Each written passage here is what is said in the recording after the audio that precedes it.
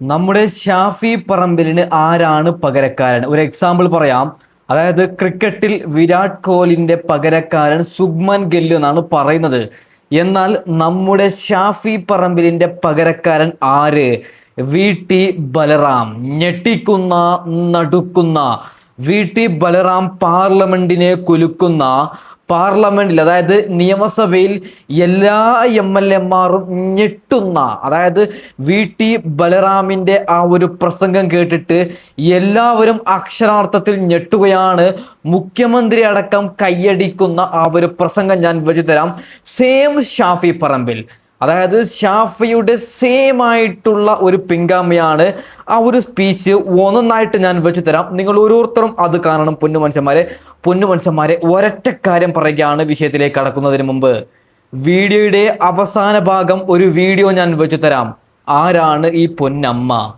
അതായത് ഒരു വൃത്തികെട്ട വ്ളോഗർ പൈസക്ക് വേണ്ടിയിട്ട് ഈ അമ്മയെ ബലി കൊടുക്കുകയാണ്. അതായത് ഈ അമ്മയോട് എന്തൊക്കെയോ വൃത്തികെട്ട രീതിയിൽ സംസാരിച്ചിട്ട് ഇവന്റെ ഫോണിലൂടെ അത് റെക്കോർഡ് ചെയ്തിട്ട് ഫേസ്ബുക്കിലൂടെ അപ്ലോഡ് ചെയ്യുകയാണ്. അത് ആരാണ് ആ അമ്മ? അത് നിങ്ങൾ എന്തായാലും ഓരോരുത്തരും ഈ വീഡിയോ അതായത് നമ്മുടെ വി ടി ബലറാമിന്റെ വീഡിയോ വെച്ചതിന് ശേഷം ഞാൻ വെച്ചു തരാം. നിങ്ങൾ ഓരോരുത്തരും കാണണം. ഇല്ലെങ്കിൽ നാളെ നിങ്ങളെ കുടുംബത്തിലായിരിക്കും, നിങ്ങൾ ഓഫീസിലേക്ക് പോവുകയാണെങ്കിലോ അല്ലെങ്കിൽ നിങ്ങൾ പണിക്ക് പോകുന്ന സമയത്ത് നിങ്ങളുടെ ഭാര്യമാരായിരിക്കും ഇങ്ങനെ കുടുങ്ങുന്നത്. അത് നിങ്ങളുടെ വീട്ടിൽ വരാതിരിക്കാൻ വേണ്ടിയിട്ട് നിങ്ങൾ ഓരോരുത്തരും പൊന്നുമനുഷ്യന്മാരെ ആ വീഡിയോ എന്തായാലും കാരണം. നമുക്കപ്പോൾ വിഷയത്തിലേക്ക് കടക്കാം. വി ടി ബലറാമിന്റെ പ്രസംഗം ഞാൻ വെക്കാം. അതിനു മുമ്പ് എല്ലാവരും ഒന്ന് ലൈക്ക് ചെയ്യണം, ഒന്ന് സബ്സ്ക്രൈബും കൂടി ചെയ്യണം. ഓക്കെ സർ, ബഹുമാനപ്പെട്ട മുഖ്യമന്ത്രി അതിന് വളരെ കൃത്യമായി മറുപടി പറഞ്ഞിട്ടുണ്ട്. 120 മാസം അധികാരത്തിലിരുന്ന ആളുകൾ അതിൽ 118 മാസവും നൽകാത്ത ഒരു ആനുകൂല്യം തെരഞ്ഞെടുപ്പിന് തൊട്ട് മുന്നാലെ വെച്ച് ജനങ്ങൾക്ക് നൽകി ജനങ്ങളുടെ കണ്ണിൽ പൊടിയിടാൻ നോക്കുമ്പോൾ അത് എത്ര ഹീനമായിട്ടുള്ള രാഷ്ട്രീയമായ ഒരു തന്ത്രമാണ് എന്ന് മലയാളികൾക്ക് മനസ്സിലായിട്ടുണ്ട് സർ. നോക്കൂ, വി ടി ബലറാം പറയുന്നത് എന്തൊരു ക്ലിയർ ആണ്. അതായത് പിണറായി വിജയന്റെ ഭരണം തീരുന്നതിന് 1 മാസം മുമ്പ് പിണറായി വിജയൻ പ്രഖ്യാപിക്കുകയാണ് എല്ലാ സ്ത്രീകൾക്കും, അതായത് പ്രായപൂർത്തിയായ എല്ലാ സ്ത്രീകൾക്കും 1000 രൂപ വെച്ചിട്ട് പിണറായി വിജയൻ കൊടുക്കുമെന്ന്. അതായത് 10 വർഷം ഭരിച്ചിട്ട് അവസാന മാസം എലക്ഷനിന്റെ ആ മാസമാണ് സ്ത്രീകൾക്ക് 1000 രൂപ കൊടുക്കാന്ന് പിണറായി വിജയൻ പറഞ്ഞത്. അതിനെ നമ്മുടെ വി ടി ബലറാം അതിനങ്ങ് പൊട്ടിക്കുകയാണ്. ഓക്കെ, ബാക്കിയും കൂടി കേട്ട് നോക്കാം. അതാണ് ഈ ജനവിധിയിൽ കലാശിച്ചത്. ഇതേ തന്ത്രമാണ് നിതീഷ് കുമാർ ബീഹാറിൽ പരീക്ഷിച്ചത്. പക്ഷെ ബീഹാറിലെ ജനങ്ങളല്ലല്ലോ കേരളത്തിലെ ജനങ്ങൾ അതിന്റെ പൊള്ളത്തരത്തെ കൃത്യമായി തിരിച്ചറിഞ്ഞു. ഈ പറഞ്ഞത് 100% ശരിയാണ്. ബീഹാറികൾ പൊട്ടന്മാരാണ്. നമ്മൾ മലയാളികൾ പൊട്ടന്മാരാണോ? നമുക്കൊരു തെറ്റ് കണ്ടാൽ ആ തെറ്റ് ഈസിയായി മനസ്സിലാക്കാൻ നമുക്ക് സാധിക്കുന്നുണ്ട്.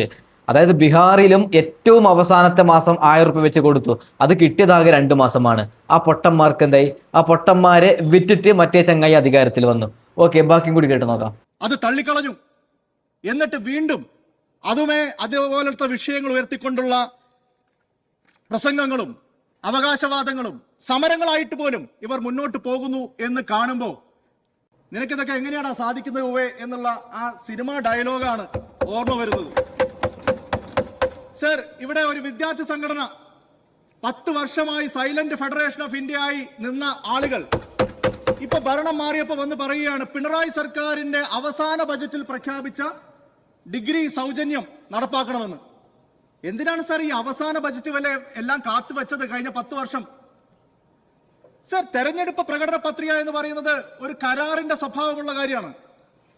നിങ്ങൾ ഞങ്ങൾക്ക് വോട്ട് തന്നാൽ തിരിച്ച് ഞങ്ങൾ അധികാരത്തിൽ വന്നാൽ നിങ്ങൾക്കായി ഇന്ന കാര്യങ്ങൾ ചെയ്യാം, നാടിനു വേണ്ടി ഇന്ന കാര്യങ്ങൾ ചെയ്യാം എന്ന് പറഞ്ഞ് രാഷ്ട്രീയ പ്രസ്ഥാനങ്ങളും ജനങ്ങളും തമ്മിൽ ഉണ്ടാക്കുന്ന ഒരു ഡീംഡ് കോൺട്രാക്റ്റ് ആണ് തെരഞ്ഞെടുപ്പ് പ്രകടന പത്രിക എന്നാണ് നമുക്ക് കാണേണ്ടതായിട്ടുള്ളത്. 100% ശരിയല്ലേ വി ടി ബലറാം പറയുന്നത്? അതായത് പിണറായി വിജയൻ പോകുമ്പോൾ എന്തൊക്കെയോ ഒപ്പിച്ചു വെച്ചിട്ടാണ് പോയത്, എന്തൊക്കെയോ പ്രഖ്യാപിച്ചാണ് പോയത്. അദ്ദേഹം പ്രഖ്യാപിച്ചതല്ലാതെ ഒന്നും ചെയ്തിട്ടില്ല എന്നാണ് ബലറാം പറയുന്നത്, അല്ലേ? അതാണ് പച്ചയായ ശരിയാണ് ഇവിടെ ബലറാം പറയുന്നത്. ഓക്കെ, ബാക്കിയും കൂടി കേട്ടു നോക്കാം. അങ്ങനെ അധികാരത്തിൽ വന്ന ആളുകൾ അത് നടപ്പാക്കാനുള്ള അവസരം മുഴുവൻ കളഞ്ഞു കുളിച്ച് ആ കാലഘട്ടത്തിൽ മുഴുവൻ ജനവഞ്ചന നടത്തി അവസാനം വീണ്ടും ജനങ്ങളെ കബളിപ്പിക്കാൻ നോക്കിയാൽ അത് തിരിച്ചറിയപ്പെടും എന്ന് ഇതാ കേരളം അസന്നിഗ്ധമായി വിധി എഴുതിയത് ആണ്. 100% ശരിയാണ്. അതായത് പിണറായി വിജയൻ വിചാരിച്ചത് ഏറ്റവും അവസാനത്തെ ഒരു മാസം 1000 രൂപ വെച്ച് കൊടുത്താൽ എനിക്ക് തുരുതുരാ വോട്ട് കിട്ടുമെന്ന്. ഓക്കെ, ബാക്കി കൂടി കേട്ടു നോക്കാം. അതുകൊണ്ടാണ് ഞങ്ങൾ 102 ആളുകൾ ഇപ്പുറത്തിരിക്കുന്നത്. സർ, ഇന്ന് അപ്പുറത്തുള്ള അംഗം ഇവിടെ തൊഴിലുറപ്പ് പദ്ധതിയെ കുറിച്ച് വീണ്ടും പറയുകയാണ്. എത്രയോ കാലമായി നമ്മൾ ചർച്ച ചെയ്തല്ലേ സർ. ഇതേപോലെ 2004 അന്ന് കോൺഗ്രസിന്റെ നേതൃത്വത്തിലുള്ള ഒരു ഗവൺമെന്റ് അധികാരത്തിൽ വന്നു. എന്നാൽ അധികാരത്തിൽ വരുന്നതിന് മുൻപ് തെരഞ്ഞെടുപ്പിനെ നേരിട്ടത് മുന്നണി രൂപത്തിലായിരുന്നില്ല, UPA രൂപത്തിലായിരുന്നില്ല. കോൺഗ്രസ് എന്ന് പറയുന്ന പാർട്ടി ഒറ്റയ്ക്കാണ് അന്ന് ദേശീയ തലത്തിൽ, കേരളത്തിൽ UDF ഉണ്ടെങ്കിലും ദേശീയ തലത്തിൽ ഒറ്റയ്ക്കാണ് അന്ന് 2004 തെരഞ്ഞെടുപ്പിനെ നേരിട്ടത്. ആ തെരഞ്ഞെടുപ്പിന് മുൻപാകെ ഇന്ത്യൻ നാഷണൽ കോൺഗ്രസ് എന്ന് പറയുന്ന രാഷ്ട്രീയ പാർട്ടി പുറത്തിറക്കിയ പ്രകടന പത്രികയിൽ ഒരു വാഗ്ദാനമായിരുന്നു, ഞങ്ങൾക്ക് അധികാരം കിട്ടിയാൽ 100 ദിവസം സൗജന്യമായി തൊഴിൽ ഉറപ്പ് നൽകുന്ന ഒരു നിയമനിർമ്മാണം ഇവിടെ കൊണ്ടുവരുന്നു. കാരണം കോൺഗ്രസിനത് പറയാം. കോൺഗ്രസിന്റെ സംസ്ഥാന ഗവൺമെന്റുകൾ രാജസ്ഥാനിലും മഹാരാഷ്ട്രയിലും ഒക്കെ അതിന്റെ പല രൂപത്തിലുള്ള കാര്യങ്ങൾ നടപ്പാക്കി പ്രയോഗവൽക്കരിക്കാൻ ശ്രമിച്ചിട്ടുള്ള പാർട്ടിയാണ്. ആ അനുഭവത്തിന്റെ അടിസ്ഥാനത്തിൽ ഞങ്ങളുടെ പ്രകടന പത്രികയിൽ പറഞ്ഞ കാര്യം, അന്ന് UPA ഇല്ല, തെരഞ്ഞെടുപ്പിന് ശേഷമാണ് UPA ഉണ്ടായത്. UPA ഉണ്ടായിട്ട് പോലും ഭരണത്തിലെത്താൻ കുറച്ച് MP-മാരുടെ കുറവ് വന്നപ്പോഴാണ് ഇടതുപക്ഷം അന്ന് പുറത്തുനിന്ന് പിന്തുണച്ചത്. അതിന്റെ അടിസ്ഥാനത്തിലാണ് നമ്മൾ വിശാലമായ ഒരു ഗവൺമെന്റ് ഉണ്ടാക്കിയത്. അതിന്റെ അടിസ്ഥാനത്തിൽ ഒരു കോമൺ മിനിമം പ്രോഗ്രാം ഉണ്ടാക്കിയപ്പോൾ കോൺഗ്രസിന്റെ പ്രകടന പത്രികയിലെ വാഗ്ദാനം എന്ന നിലയിൽ കോമൺ മിനിമം പ്രോഗ്രാമിലും അത് ഇടം പിടിച്ചു. കോൺഗ്രസിന്റെ ഗവൺമെന്റ് അത് നടപ്പാക്കി. ആദ്യം 200 ജില്ലകളിൽ നടപ്പാക്കി. പിന്നീട് രാഹുൽ ഗാന്ധിയുടെ ഇടപെടലിന്റെ ഭാഗമായി രാജ്യം മുഴുവൻ വ്യാപിപ്പിച്ചു. ഇത്രയും കൃത്യമായി തെളിവ് സഹിതം അനുഭവ സാക്ഷ്യങ്ങൾ സഹിതം ഉള്ളൊരു കാര്യത്തിൽ ഇപ്പോഴും ക്യാപ്സ്യൂൾ അടിച്ച് നടക്കുകയാണ്. അതായത് 100% ശരിയാണ് എൻ്റെ പൊന്നുമനുഷ്യന്മാരെ. കോൺഗ്രസ് പറഞ്ഞാൽ വാക്ക് പാലിക്കുന്നുണ്ട്. നരേന്ദ്രമോദി എന്തെങ്കിലും പാലിക്കുന്നുണ്ടോ? അതായത് അമ്പലം പള്ളി എന്ന് പറയുന്നതല്ലാതെ പാവപ്പെട്ട വിശ്വാസികളെ, ഒന്നും അറിയാത്ത പാവങ്ങളെ, വിദ്യാഭ്യാസം ഇല്ലാത്തവരെ, അതായത് ദൈവത്തിന്റെ പേര് പറഞ്ഞിട്ടാണ് മോദി ജയിക്കുന്നത് അല്ലേ? പൊന്നുമനുഷ്യന്മാരെ, നിങ്ങൾ ആ സത്യം മനസ്സിലാക്കണം അല്ലേ? ഞാൻ പറഞ്ഞത് ശരിയല്ലേ? അതായത് ഈ ബലറാം പറഞ്ഞതുപോലെ കോൺഗ്രസ് എന്ത് പ്രഖ്യാപിച്ചാലും ദേശീയത്തിലായാലും കേരളത്തിലായാലും അവർ നടപ്പിലാക്കുന്നുണ്ട് എൻ്റെ പൊന്നുമനുഷ്യന്മാരെ. ബാക്കി കൂടി കേട്ടു നോക്കാം. സർ, ഈ ഒരു ഗതികേട് നിങ്ങൾക്ക് ഇനിയെങ്കിലും ഉണ്ടാവരുത്. സത്യസന്ധമായി നിങ്ങൾ ജനങ്ങളോട് കാര്യം പറയണം.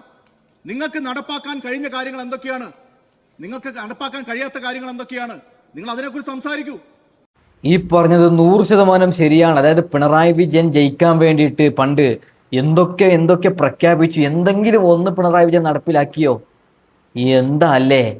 അതിനുശേഷം ഇപ്പോൾ UDF സർക്കാർ, 1 മാസം പോലും ആവാത്ത UDF സർക്കാരിനെ അളക്കാൻ വരികയാണ്. അതായത് UDF സർക്കാർ 5 പ്രഖ്യാപിച്ചതിൽ 2 എണ്ണം 1 മാസത്തിനുള്ളിൽ ചെയ്തു കഴിഞ്ഞു. ഇവറ്റകളോ എന്തെങ്കിലും ഒന്ന് ചെയ്തോ? ബാക്കിയും കൂടി കേട്ടു നോക്കാം.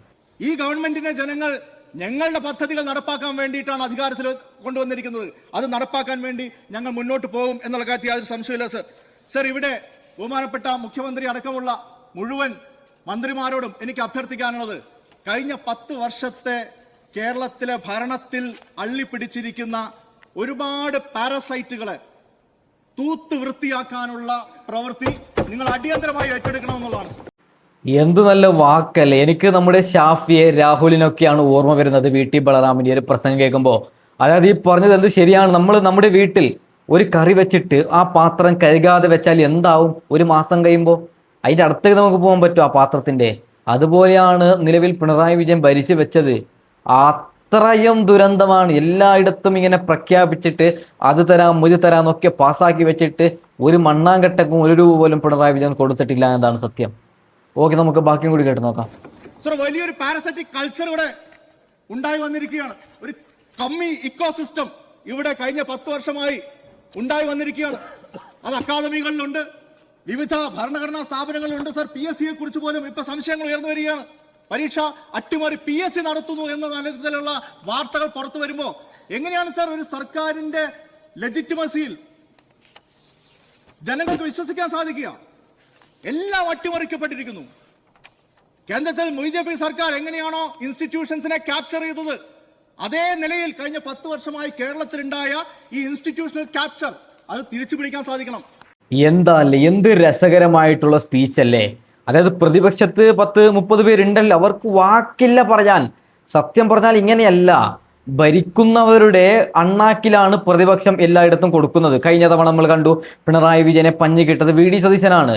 ഇപ്പോ VD സതീശനോടും കോൺഗ്രസിനോടും ഒന്ന് സംസാരിക്കാൻ പോലും പ്രതിപക്ഷത്തിന് ഒരു പോയിന്റ് പോലും കിട്ടുന്നില്ല എന്നാണ്. കാരണം അത്രയും നീതിമാനായ ഭരണമാണ്. ഓക്കെ, നമുക്ക് ബാക്കിയും കൂടി കേട്ടു നോക്കാം. കൃത്യമായിട്ടുള്ള ക്ലെൻസിങ് ഇക്കാര്യത്തിൽ ഉണ്ടാവാൻ സാധിക്കണം. സർ, 10 വർഷമായി പബ്ലിക് പ്രോസിക്യൂട്ടർ ഒക്കെ ആയിരുന്നു. ഓരോ മാസം 1-1.5 ലക്ഷം ശമ്പളം വാങ്ങിയ ആളുകൾ 120 മാസം അവർക്ക് കിട്ടിയ ശമ്പളം എടുത്തു നോക്കിയാൽ 1 കോടിക്ക് മുകളിൽ വരും ഒരു പക്ഷേ. എന്നിട്ട് പോലും സർക്കാരിന്റെ കേസ് അട്ടിമറിക്കാൻ വേണ്ടി പ്രതികളെ കൂട്ട് നിന്നുകൊണ്ട് പോലീസ് റിപ്പോർട്ടിന് വിരുദ്ധമായി അവർ വാദിച്ചു എന്നുള്ള വാർത്തയാണ് പുറത്തു വരുന്നത്.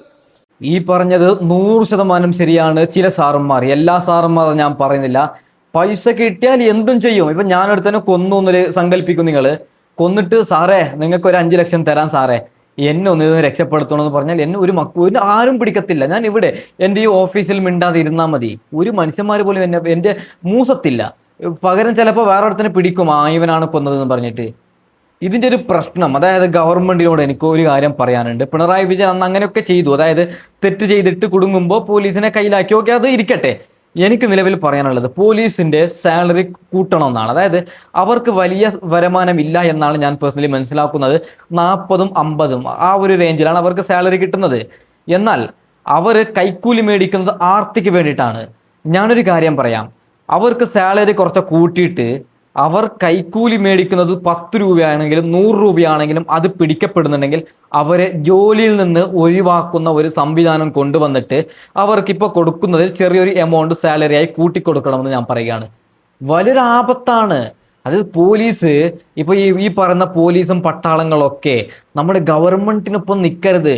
അതായത് ഗവൺമെന്റ് പറയുന്നതിനൊപ്പം നിൽക്കരുത്. സത്യസന്ധമായിട്ട് സത്യത്തിനൊപ്പം നിൽക്കണം. ഇപ്പം ഞാനൊരുത്തനെ കൊന്നിട്ടുണ്ടെങ്കിൽ എന്നെ അറസ്റ്റ് ചെയ്യണം, ഞാൻ 1 കോടി കൊടുക്കാന്ന് പറഞ്ഞാലും എനക്ക് ഒരു ഇതും അവർ തരരുത്. ഇപ്പൊ എന്ത് രാഷ്ട്രീയക്കാർ പറഞ്ഞാൽ എല്ലാം ശരി. ഒരുത്തൻ കൊന്നിട്ട് ജയിലിലേക്ക് പോയാൽ ഇപ്പൊ ഒരു എക്സാമ്പിൾ പറയാം, ഒരു മുഖ്യമന്ത്രി വിളിച്ചിട്ട് സാറേ എന്നല്ല, എടാ പോലീസേ അവനെ ഒന്നും ചെയ്യണ്ടെന്ന് മുഖ്യമന്ത്രി വിളിച്ച് പറഞ്ഞാൽ തീർന്നു, അവനൊന്നും ചെയ്യത്തില്ല. അപ്പോ ആ ഒരു നിയമം പോകണമെന്നാണ് ഞാൻ പറയുന്നത്. ഓക്കെ, ബാക്കിയും കൂടി കേട്ടോ നോക്കാം. സർ, ഇത്തരത്തിലുള്ള പുഴുക്കുത്തുകളെ അടിയന്തരമായി അവിടെ നിന്ന് തൂത്തെറിയാൻ വേണ്ടിയിട്ടുള്ള ഇടപെടൽ സർക്കാരിന്റെ ഭാഗത്തു നിന്ന് ഉണ്ടാവണം എന്നുള്ളതാണ് സർ എനിക്ക് ആവശ്യപ്പെടാനുള്ളത്. സർ, ക്ഷേമനിധികളുടെ കുടിശ്ശിക നേരത്തെ ബഹുമാനപ്പെട്ട കുഞ്ഞിഷ്ണയുടെ അടക്കമുള്ള മെമ്പർമാരോട് സൂചിപ്പിച്ചു. അടിയന്തരമായി പരിഹാരം കാണേണ്ട ഒരു കാര്യമാണ് സർ. 18-20 മാസമായി ക്ഷേമനിധികൾ അംശാദായം അടയ്ക്കുന്ന ആളുകൾക്ക് പോലും അതിന്റെ ആനുകൂല്യം കിട്ടുന്നില്ല എന്നുള്ള വലിയൊരു പ്രശ്നമുണ്ട് സർ. അതോടൊപ്പം CMDRF-ൽ നിന്ന് പൈസ പാസ്സായി എന്നുള്ള അറിയിപ്പ് വന്നിട്ടും 8-10 മാസമായി ആ പൈസ കിട്ടാത്ത അനുഭവമുണ്ട്. ഞങ്ങൾ പുതിയ ജനപ്രതിനിധികൾ എന്ന നിലയിൽ പലരെയും കാണുമ്പോൾ അവർ നമുക്ക് പുതിയ അപേക്ഷ തരികയാണ്. ഇതാ കഴിഞ്ഞ ഗവൺമെന്റ് സമയത്ത് നൽകിയതാണ്, CMDRF നിന്ന് പൈസ പാസ്സായി എന്നുള്ള കത്ത് വന്നിട്ടുണ്ട്. കഴിഞ്ഞ ഓഗസ്റ്റിൽ, കഴിഞ്ഞ സെപ്റ്റംബറിൽ ഇതുവരെ പൈസ കിട്ടിയിട്ടില്ല സർ. ആ പെൻഡിങ് കുടിശ്ശിക ഉണ്ടോ എന്നുള്ളത് എത്രയും പെട്ടെന്ന് ബഹുമാനപ്പെട്ട മുഖ്യമന്ത്രി നേരിട്ടൊന്ന് ശ്രദ്ധിച്ച് അത് ക്ലിയർ ചെയ്യണം എന്നുള്ള പ്രത്യേകമായിട്ടുള്ള അഭ്യർത്ഥന മുന്നോട്ട് വയ്ക്കുകയാണ് സർ. അതോടൊപ്പം ഇതൊക്കെ പിണറായി വിജയന്റെ പണിയാണോ? ഓക്കെ, അതെല്ലാം പാസ്സാക്കിയിട്ടുണ്ട്, എല്ലാം തരാം മക്കളെ എന്ന് പറഞ്ഞിട്ട് ഒപ്പം എന്ത് സീള് വേണ്ടതെല്ലാം ഇട്ട് കൊടുത്തിട്ടുണ്ട്. പക്ഷെ 1 രൂപ പോലും കിട്ടിയിട്ടില്ല എന്ന്. എല്ലാം നമ്മുടെ VD സതീശന്റെ തലയിലാണ് വീണത്. ഓക്കെ, ബാക്കിയും കൂടി കേട്ട് നോക്കാം. അങ്ങോട്ട് പ്രത്യേകം സൂചിപ്പിക്കാനുള്ളത്, ഈ CMDRF-ൽ ഞങ്ങളെപ്പോലുള്ള ജനപ്രതിനിധികൾ കൊണ്ടുവരുന്ന അഭ്യർത്ഥനകൾ ഏറ്റവും പാവപ്പെട്ട ആളുകളുടേതാണ്. ഞങ്ങൾക്ക് നേരിട്ട് കൺവിൻസ്ഡ് ആയിട്ടുള്ള കാര്യങ്ങളാണ്. തീർത്തും മെക്കാനിക്കൽ ആയിട്ടുള്ള സമീപനമല്ലാതെ, ഫയലിന്റെ രൂപത്തിലുള്ള ഒരു പരിഗണന അല്ലാതെ മാനുഷികമായിട്ടുള്ള നേരിട്ട് ഹ്യൂമൻ ടച്ചോടുകൂടി അത്തരം കാര്യങ്ങളിൽ ഇടപെടാൻ പഴയകാലത്ത് ബഹുമാനനായ ഉമ്മൻചാണ്ടി സാർ ചെയ്തതുപോലെ ഒരു മാനുഷിക സ്പർശത്തോടുകൂടി ഈ പ്രശ്നത്തിൽ ഇടപെടൽ നടത്താൻ പുതിയ മുഖ്യമന്ത്രിക്ക് കഴിയുമെന്നാണ് എന്റെ പ്രതീക്ഷ. ആ നിലയിൽ ഒരു സംവിധാനം ഇവിടെ ഉണ്ടാക്കണം എന്നുകൂടി അഭ്യർത്ഥിക്കുകയാണ് സർ. അതായത് നമ്മൾ മനസ്സിലാക്കേണ്ടത് VT ബലറാം ജനങ്ങൾക്ക് വേണ്ടിയാണ് ഇവിടെ സംസാരിക്കുന്നത്. പുതിയ മുഖ്യമന്ത്രിയോട് പറയുകയാണ്, ഞാൻ തരുന്നതൊക്കെ ഒരു ഫയലായിട്ട് നിങ്ങൾ കാണണ്ട. അതായത് എൻ്റെ നാട്ടുകാർക്ക് ഈ പ്രശ്നത്തിനൊക്കെ നിങ്ങൾ പരിഹരിച്ചു കൊടുക്കണമെന്നാണ് ബലറാം പറയുന്നത്. നല്ല സത്യസന്ധനായിട്ടുള്ള ഒരു മനുഷ്യനാണ്.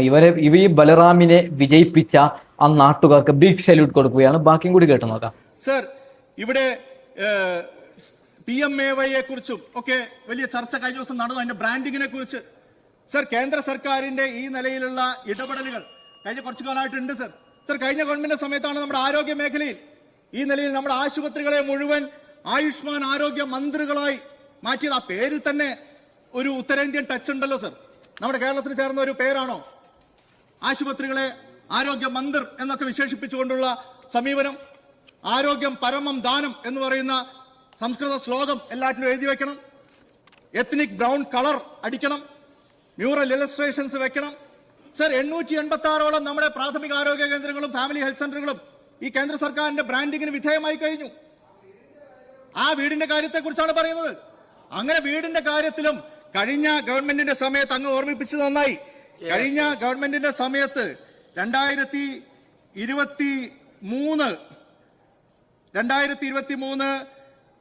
11 മാസം 4 തീയതി നവംബർ 4 സർ കുടുംബശ്രീയുടെ എക്സിക്യൂട്ടീവ് ഡയറക്ടർ എല്ലാ നഗരസഭാ സെക്രട്ടറിമാർക്കും അയച്ച ഒരു കത്ത് കൂടി വായിച്ചുകൊണ്ട് ഞാൻ അവസാനിപ്പിക്കാം.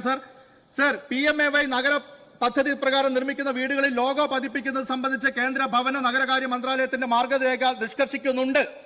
മാർഗരേഖയിൽ അനുശാസിക്കുന്ന രീതിയിൽ സംസ്ഥാനത്ത് PMAY നഗരം പദ്ധതി പ്രകാരം നിർമ്മിച്ച വീടുകളിൽ ലോഗോ പതിപ്പിക്കണമെന്ന് സൂചന 1 പ്രകാരം അറിയിച്ചിട്ടുണ്ട്.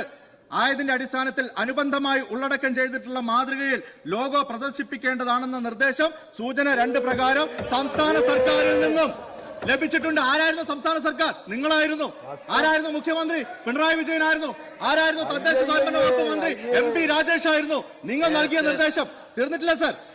എനിക്ക് നമ്മുടെ രാഹുൽ മാങ്കൂടത്തിലാണ് ഓർമ്മ വരുന്നത്. അതായത് നമ്മുടെ രാഹുലിന്റെ അതേ പ്രസംഗമാണ് ഇവിടെ VT ബലറാം ചെയ്യുന്നത്. ഓക്കെ, ആരാണ്? പിണറായി വിജയനായിരുന്നു. ആരായിരുന്നു മുഖ്യമന്ത്രി? പിണറായി വിജയനായിരുന്നു ഒക്കെ പറഞ്ഞിട്ട് തീപ്പുരിയായിട്ടുള്ള പ്രസംഗമാണ്. ഓക്കെ, നമുക്ക് എന്തായാലും ബാക്കിയും കൂടി കേൾക്കാം. ഇത് അവസാനത്തെ ക്ലിപ്പാണ്. ഇത് കേട്ടിട്ട് ഞാൻ നേരത്തെ പറഞ്ഞ ആ പൊന്നമ്മയുടെ ആ ഒരു ഗതികേട് ആർക്കും വരരുത്. അത് ഞാൻ പറഞ്ഞുതരാം. നിങ്ങൾക്ക് ആദ്യം ഇതൊന്ന് കേട്ട് നോക്കാം. ഓക്കെ, ലോഗോ ഗുണഭോക്താവിന്റെ വിവരങ്ങൾ എന്നിവ പ്രദർശിപ്പിക്കുന്നുണ്ടെന്ന് നഗരസഭ ഉറപ്പാക്കേണ്ടതാണ്. ഇത് സംബന്ധിച്ച് കൈക്കൊണ്ട നടപടികളെ സംബന്ധിച്ച് റിപ്പോർട്ട് 20/11/2023 മുമ്പായി ലഭ്യമാക്കേണ്ടതായിട്ടുണ്ട്. സർ, നിങ്ങളാണ് ഇതൊക്കെ നടത്തിയത്. എന്നിട്ട് ഇങ്ങനെ അയ്യോഭാവം നടിച്ചുകൊണ്ട് ഞങ്ങൾക്കിതൊന്നും ബാധകമല്ല, നിങ്ങൾ അവിടെ ഇരിക്കുന്ന അദ്ദേഹം ഇല്ല, അവിടെ ഇരിക്കുന്ന ആളുകളെ ഒന്ന് ചോദ്യം ചെയ്യാൻ തയ്യാറാവ്. നിങ്ങൾ വരുത്തി വെച്ചതാണ് ഇത് മുഴുവൻ. നിങ്ങളാണ് ഈ പാപഭാരം മുഴുവൻ സംസ്ഥാന സർക്കാരിന്റെ തലയിൽ വെച്ചിട്ടുള്ളത്.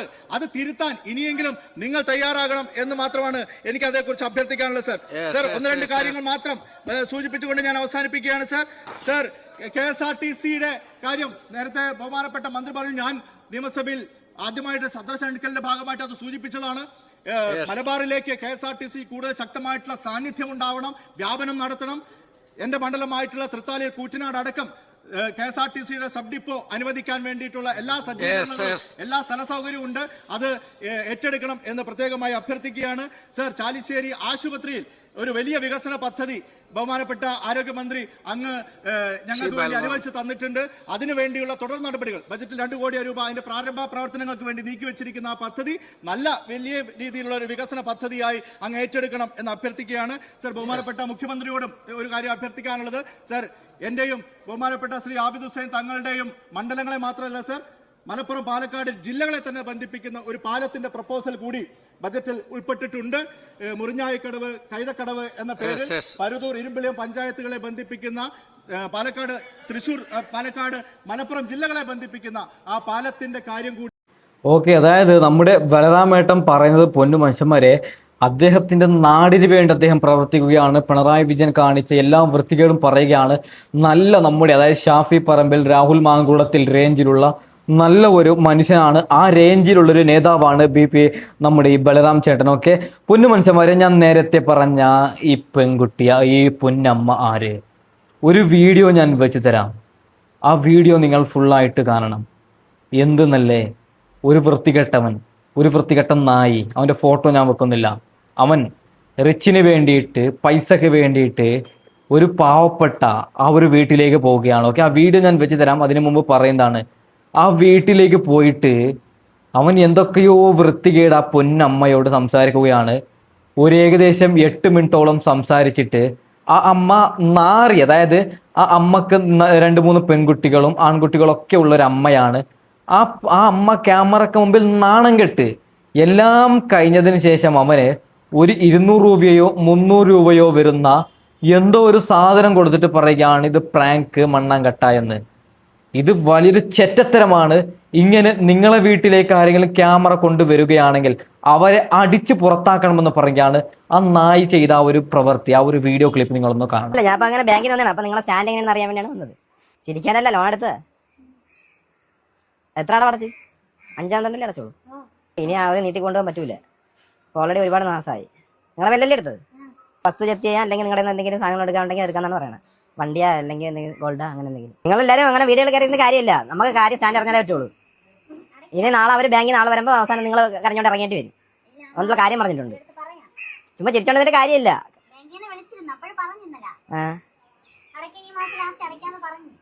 പിന്നെ അവർക്ക് അങ്ങനെ അവധി പറഞ്ഞത് നിങ്ങൾ എന്നൊരു 10 പൈസ വാങ്ങിച്ചോണ്ട് പോയിട്ട് അതേപോലെ അവർ ഇങ്ങനെ തരാതെ നടന്ന 5 മാസത്തെ പൈസ കൊണ്ടാണ് എടുത്തെല്ലാം പറയുന്നത്. അങ്ങനെ ചെറിയ ഇളവ് കൊടുക്കാന്നുള്ള രീതിയിലാണ് പറഞ്ഞിരിക്കുന്നത്. ഇനി നാളെ ബാങ്ക് ഓപ്പൺ ആയാൽ അമ്മരെല്ലാം കൂടെ കൂടും കൊടുക്കായിട്ട് ഇങ്ങ് വരും. ഞാൻ സംസാരിക്കാൻ പോലെ ആയിരിക്കില്ല അമ്മ സംസാരിക്കുന്നത്. അല്ലെങ്കിൽ കുറച്ച് എമൗണ്ട് ഇപ്പം തരുമെങ്കിൽ എവിടെ നിന്ന് അറിഞ്ഞത് ഇപ്പം നിങ്ങൾ കാണുമായിരിക്കുമല്ലോ. ഇത് അവർ കുറെ കേട്ടത് തന്നെ. ഇത് നടക്കൂല. എന്തറിയാ പൈസ വാങ്ങി തിന്നാ പിന്നെന്താ ചെയ്ത് ലോൺ എടുക്കാൻ വരുമ്പോൾ ഇങ്ങനെയൊന്നുമല്ലല്ലോ. അപ്പോൾ സാറേ സാറേ എന്ന് വിളിച്ചോണ്ടിരിക്കും. അത് കഴിഞ്ഞിട്ട് നിങ്ങൾ തന്നെ ചിരിച്ചോണ്ടിരിക്കണം. നിങ്ങൾ സീരിയസ് അടച്ചോളി. ഇതിന്റെ പൈസകൾ വാങ്ങിയിട്ട് എന്തിനാ പറയാൻ? നിങ്ങൾ പുറത്തോട്ട് വരി. ഇപ്പോഴാകുമ്പോൾ നാട്ടുകാർ ഓരോരുത്തരായിട്ട് വന്നറിഞ്ഞോണ്ടിരിക്കുകയാണ്. നാണക്കേട് നിങ്ങൾക്കാണ്. ഇപ്പോൾ ഉള്ളതടിക്ക് ബാക്കി നാളെ അവന്മാർ വരുമ്പോൾ എന്താ ചെയ്യാം? എടുത്തിട്ട് ഞാൻ പൈസ കടിക്കും. ഓക്കെ, ഒരു കാര്യം പറയാം. ഇവന് ഈ വൃത്തികെട്ടവന് എന്തൊക്കെയാണ് ഈ പൊന്നമ്മയോട് ചോദിച്ചത്? അതിനുശേഷം വെറും 200 രൂപ വിലയുള്ള ഒരു സാധനം കൊടുത്തിട്ട് എന്താല്ലേ എടാ ഇതൊക്കെ നിന്റെ വയറ്റിൽ പോകത്തില്ല. ഇതൊക്കെ വളരെ തെറ്റാണ്. ആ അമ്മക്ക് അവർക്കൊന്നും അറിയത്തില്ല. വെറും പാവങ്ങളാണ്. അവരുടെ വീട് കാണുമ്പോൾ അറിയുന്നില്ലേ, വെറും പാവപ്പെട്ടൊരു കുടുംബമാണ് അവർ. ഇവൻ പറയുന്നത് എന്തോ അവർക്കിത് മറ്റേ സ്ക്രീനിൽ വരുമെന്നോ ഞങ്ങളെ 4 ആൾ കാണുമെന്നോ ഒന്നും അറിയത്തില്ല. ചിലപ്പോൾ ഇങ്ങനെയുള്ള ഫോൺ പോലും ഇല്ലാത്തൊരു പാവപ്പെട്ട കുടുംബമായിരിക്കും. ഇത് കാണുമ്പോൾ അങ്ങനെയാണ് തോന്നുന്നത്. ഇത്തിരിയെങ്കിലും അറിവുള്ളവരാണെങ്കിൽ ആ ക്യാമറക്ക് മുമ്പിൽ നിൽക്കോ. അവർക്ക് പാവം ക്യാമറ എടുത്തിട്ടുണ്ടോ ഇല്ലെന്നൊന്നും അറിയത്തില്ല. എല്ലാം ഈ വൃത്തികെട്ടവനാണ്.